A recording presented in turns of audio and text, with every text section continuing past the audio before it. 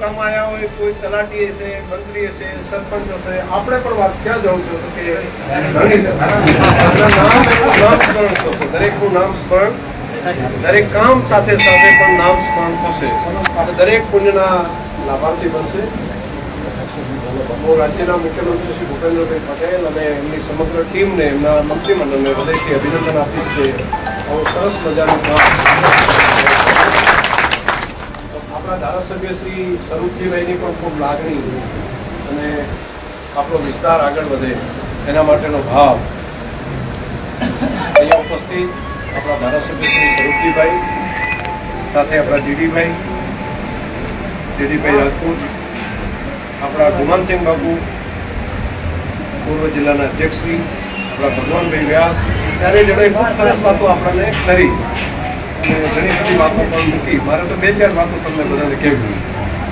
એક તો આ બધું કામ અમે જે કંઈ કરી શક્યા હોય તો અમે માણસ તરીકે એકવાર ના કરી શકીએ. આ સાંભળાની જીવનનાથની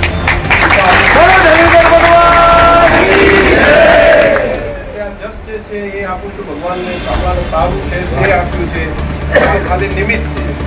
તારી કૃપા વગર કશું થઈ શકે નહીં. જેમ કે એના ઈચ્છા વગર, એની કૃપા વગર પાંદડું પણ ના આવી શકે. એની કૃપા હશે, અમને તો નિમિત્ત બનાવ્યા. અને મુખ્યમંત્રી શ્રી હોય કે અમે હોઈએ કે ભાઈ સમજીભાઈ હોય કે આગેવાનો હોય, અમને તો ભગવાને નિમિત્ત બનાવ્યા. બાકી તો એની ઈચ્છા હશે અને આ બધું થયું છે.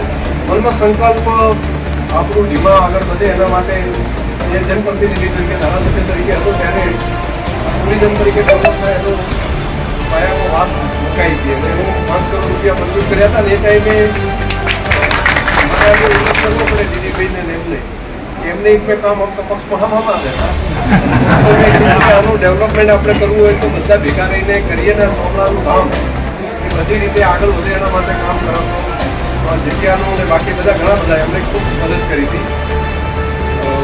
ઘણા બધા સેવકો પણ એની અંદર મદદ કરી હતી. માનસીભાઈ તમારે ભેગા બાપુ આપણે વાત કરીને ઘણું બધું કામ તો થયું. અત્યારે સામે પણ એમાંથી વ્યવસ્થા એટલી કરી શકીએ. સપનું ઘણું મોટું હતું, તેની થોડી શરૂઆત થઈ અને ફરી આજે ભગવાને ખૂબ સારો સમય આપ્યો. અને સાંભળવાની ઈચ્છા હશે કે આજે આટલું સારું બધું શું છે અને હવે આપણું બધા વિસ્તારનું પુણ્ય પ્રગતિ છે એવું બને છે. પુણ્ય બનશે ત્યારે આપણે બધાએ ભાગો હોય ને એ કેરીઓ આવે તો શું કરે?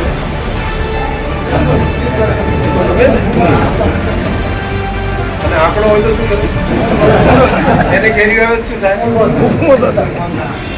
નમસ્તે કોષ બોલવી છે. નમસ્તે કોષ સદુમાં સાગર નો બધે થોડી ઊંચા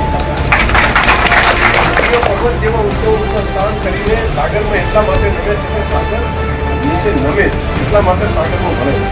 તો ભરવા માટેની વ્યવસ્થા આપણે સ્વભાવમાં કરવી પડશે. આ વાત હું ભીમાવાસીઓ, ધરણીધર તાલુકાના તમામ પ્રજાજનોને આપણે આપણી પ્રગતિ કરવી હશે તો બધાએ આ ભાવ મેળવવો પડશે. એની ભાવ આ તમને લાગશે શંકરભાઈ તમે અભિનંદન જીવવા આવ્યા છો કે શિખામણ આપો? હું ભગવાનના દર્શન કરવા અને તમને બધાને શિખામણ આપવા પણ આવ્યો.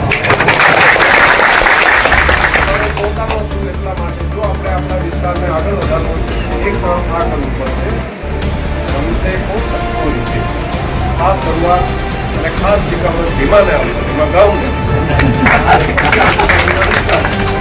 આપણે આપણી પ્રગતિ કરીએ છીએ તો આપણે બધા એક થવું પડશે, આત્મીયતા રાખવી પડશે. અને જે રીતે ભગવાનને ત્યાં જાય છે ને તો આપણે નથી બધા એક થઈ જતા હોય.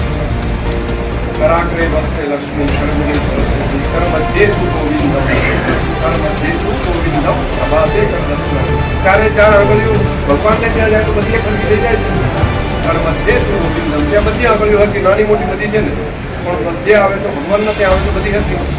આપણે પણ બધાએ આ જ ભાવથી કામ કરવું પડશે તો આપણી પ્રગતિ, આપણા નાના સંતાનોની પ્રગતિ થશે. આ પહેલા દિવસનું તમને કહું છું, યાદ રાખજો, નવી પેઢીએ યાદ રાખજો. 100 વર્ષ પછી પણ તમે જીવતા હોય તો આપણી પ્રગતિનું કારણ જે હશે તો આપણી એકતા, એક વાત આ. બીજું,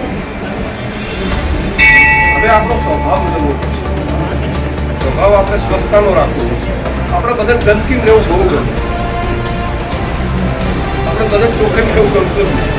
ધીમાની અંદર આવો ને તો બસ ઢગલા બંધ કરજો અને બધા ભેગા થઈને અહીંથી પડી કઈ નીચે અહીંથી ત્યાં ફેંકી દે, બોટલ તો ત્યાં ફેંકી દે, કચરો પણ ત્યાં ફેંકે, પ્લાસ્ટિક પણ ત્યાં ફેંકી દે. આપણે પ્લાસ્ટિક ગંદકીમાં રહેવું ગમે.